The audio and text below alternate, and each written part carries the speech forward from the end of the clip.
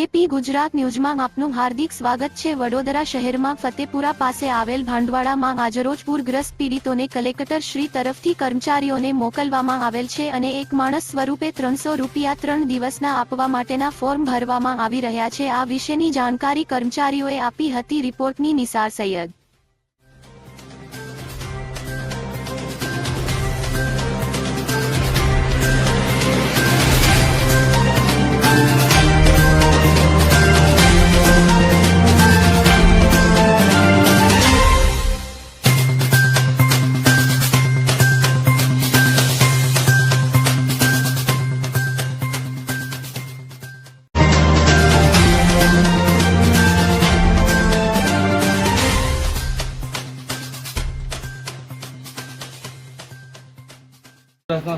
આ સહાય form corporation દ્વારા કરવામાં આવી રહી છે યા સરકાર દ્વારા કરવામાં આવી રહી છે?